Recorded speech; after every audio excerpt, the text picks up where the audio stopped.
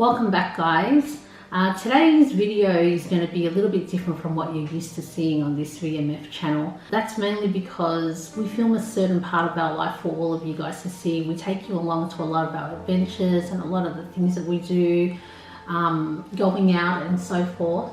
This video and the content of this video has been such a huge part of our lives for the last few years that I think in a lot of ways we've avoided talking about. We prolonged making this video because we've pretty much just been umming and ahhing about whether or not we were actually ever going to record it and address this situation and speak about it in this capacity, and we just weren't sure, so the video never got made until now. So as you would have read in the title, you'd have some sort of idea about what we're going to be talking about in this particular video. As you would have seen in some of our previous videos, Ahmed is actually in an immigration detention centre. So what does that actually mean, and how does he and thousands of other men and women end up in a detention centre? Basically, there's two ways that people end up in a detention centre, and the most commonly heard of scenario would be refugees. So basically, you're fleeing your home country to seek refuge in another country because you may be fleeing persecution or war or threat of life, whatever it might be. So you could end up in an immigration detention centre if you were deemed by our government to have entered Australia illegally. The second way people could end up in a detention centre is something that is not as familiar to the public, and hence why this video has come about. We feel as though it's time that we need to raise this awareness because the public are in the dark about this sector of immigration detainees. So the other way that people also end up in detention centres is actually a section in the law known as Section 501 of the Migration Act. Basically what that refers to is someone whose visa has been cancelled under character grounds. So what are character grounds? What does that even mean? When someone does not pass the character test. The way that this is measured is when someone has been convicted of a criminal offence which carries a sentence of 12 months or more imprisonment. On the surface, this may seem pretty reasonable, but what a lot of people don't know is that it's basically a blanket law. It's basically a piece of legislation that applies to anybody and everyone who is not an Australian citizen. You might be a permanent resident, you may have been here since you were 1 or 2 years old and never ever got your Australian citizenship, but you are a permanent resident of Australia. And you could have been convicted of a crime which attracted a 12-month jail sentence or more. Whether you served that 12 months in prison or not is totally irrelevant. So, my name's Tippy. Just want to get my visa back, eh? 3 years. Talking below. 4 years. I've been here 17 years. 3 years for driving suspended. Now the media will have you believe that anyone that gets convicted of a sentence of 12 months or more must be a seriously hardened criminal. News reports of the current immigration minister, Peter Dutton, reports him quoting over and over again that our detention centres are filled with hardened criminals.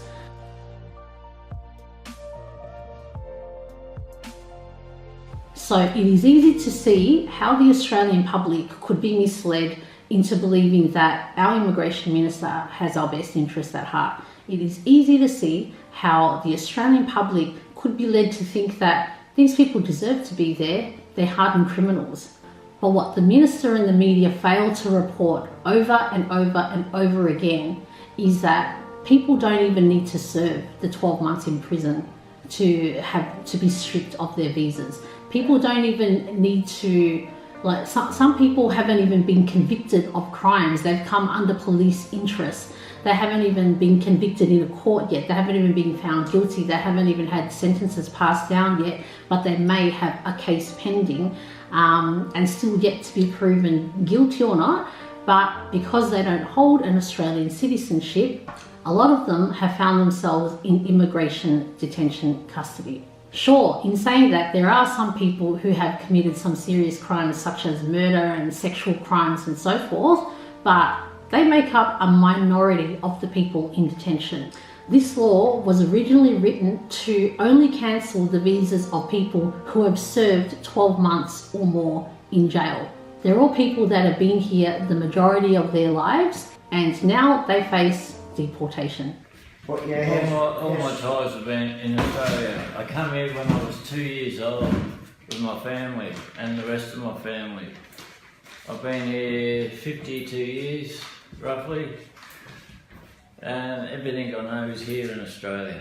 All my ties to Australia is all my family is Australian citizen. Every family that I know is in Australia and they all have an Australian citizenship. How long you been in Australia? I've been in Australia for 15 years, 16 years. I basically grew up here. Everyone's got a little bit of agreement. Like myself, I've been here 45 years. Other guys have only been here 5 years. But they've got wives, children in the community. The husbands are in detention centres. We want to go home to our families. It's not only myself, it's all these gentlemen here have got Kids and wife. families, Animal. children, jobs to go home to. We've been away from our families long enough. Let us go out there and get jobs and then repay what this country has done for us and pay taxes, you know what I mean, instead of wasting all those taxpayers' money on us. You know what I mean? We've done our time. We're sorry for what we did. We want to go home to our families now. We got nothing back at home. If you look at it, you know, we came here as refugees with our parents, as kids. We grew up in Australia here, we went to primary school here, we went to high school here. You know, and now they want to take us away from our family. We deserve a second chance. Yes. We're asking for help. All of us are here by choice. The ones that are suffering is not even us. We're not even thinking about ourselves, we're thinking about our family. You know, our kids, our missus, our mothers, our fathers. You know, we're asking for help. So if you have a heart as a human being, give us a second chance. Yes. You know, we deserve it. Everyone makes mistakes. We have families here. We have wife, we have kids. And the reason that they are being punished too, because it's not us, but it's all our families, all our relatives are suffering there outside. And the government want to keep us here as long as they want. Where on earth do you keep someone without a conviction? Where on earth do you keep someone without time limit? To keep someone in detention forever, it is a violation of human rights. It's bad enough that you're facing deportation to a country that you've never been to, a country that you have no ties to, and a country that where you don't know anybody, a country where you have no family or friends. It's bad enough that you face deportation that is essentially to a place that is essentially foreign to you. A lot of these men and women are stuck in our system. They're stuck in a system that allows for indefinite detention. Indefinite detention. Say it again, indefinite detention. What country in the world? There is no country in the world, no other country in the world other than Australia where indefinite detention exists. Can you actually comprehend that a man, a woman, a person in this country could face the prospects of indefinite detention? Indefinite detention, being locked up for the rest of your life, no release date, not knowing if you're ever going to get out, not knowing if you could get out. That's what these men face. Every other country in the world has time limits on how long you can detain someone. Every other country in the world has time limits on processing of a person's visa status. There's time frames, there's time limits. Only in Australia is indefinite detention allowed. Only in Australia does the government say, no, if we want to hold you forever, we can hold you forever. Honestly, it's absurd. People can go out tomorrow and commit a murder and you will not serve life in jail. You will not serve the rest of your days in jail. The list of things that these people are subjected to is ridiculously long. Since 2014, when the government decided that they wanted to really crack down and target a certain demographic, these detainees have basically been putting up with and fighting in silence, going through the pain and anguish with their families, hoping that this will come to an end, hoping that the government will be merciful towards them, either give them a visa, or if they're going to send them back to a different country, to come to that conclusion quickly, but instead they're stuck in these detention centres in these majorly long, drawn out processes. In recent days, all of this torture, all of this mistreatment, this entire unfair process has basically hit its peak. It's hit a point now where the detainees have just had enough, not just in one detention centre, but across Australia. It's human nature, no matter who you are, or where you are, what country you're from, if anyone or anything pushes you and pushes you and pushes you to the point that you can no longer handle it anymore, you will snap.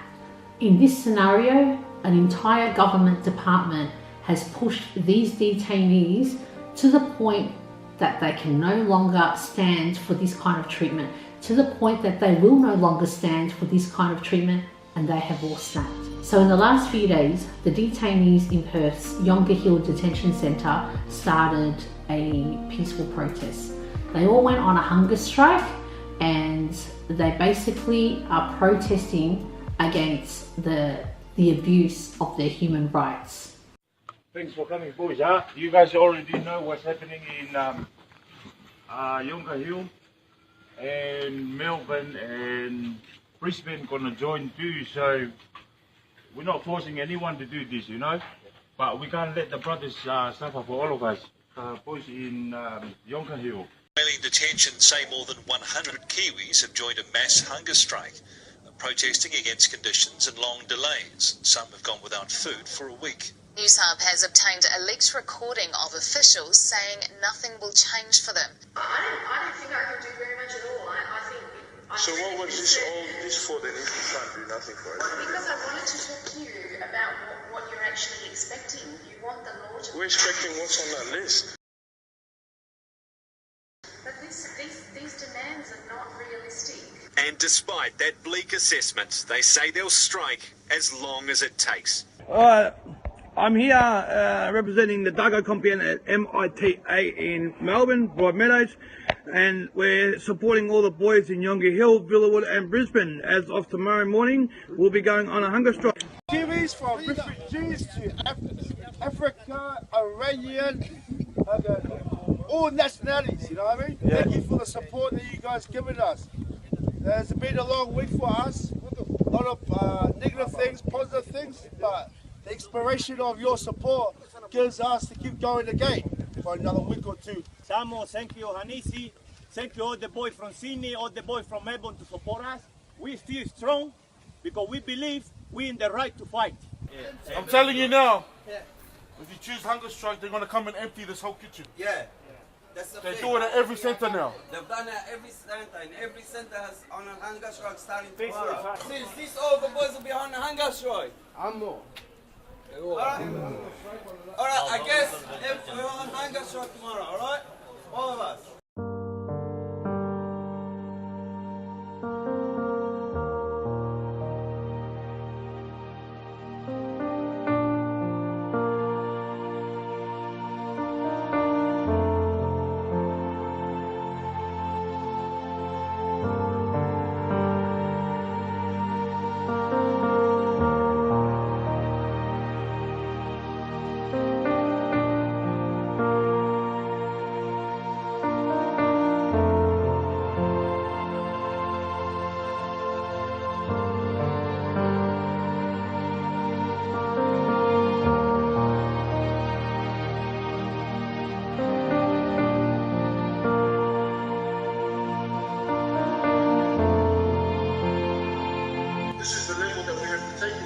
Someone and people to understand that the conditions that we live in now, they're not even right for a canine. They build, systematically build these detention centers so that no one wants to stay here and fight these things. How can you possibly think that detaining somebody and legalizing it, writing laws to allow this sort of behavior?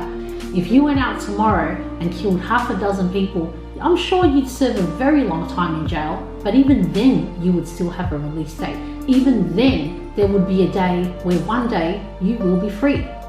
It is just unthinkable that in this day and age in a country such as ours that such legislation even exists. Such legislation even exists that allows a government to detain people indefinitely under the guise of processing. Media outlets have reported quotes from spokespeople of ABF and immigration, and they all deny that a hunger strike is even happening.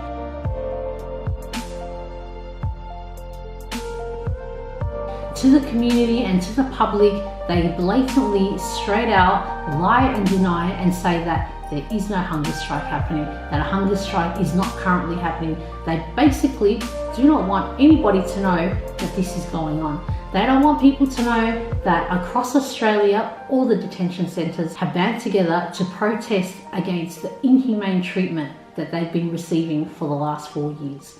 But I hope that this is a start to bringing more awareness to people and to inform you, the public, of what's really going on. And also, most importantly, last but not least, to give these thousands of men and women that are currently detained in Immigration Detention Centre without charge a voice and an opportunity to be heard. You've heard their pleas today, you've heard their cries for help. Their families feel it, their husbands, their wives, their mothers, their children.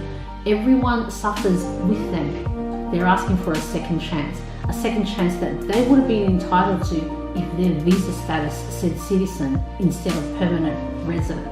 The system is presented to the public as a holding facility while the department processes people's applications. But what they do not tell you is that these application processes have no end date. What these men and women in detention are really fighting for are for fairer processing times, for more reasonable processing times, as it truly does not need to be said that indefinite detention, just the idea, just even saying it, the concept in itself is cruel beyond belief.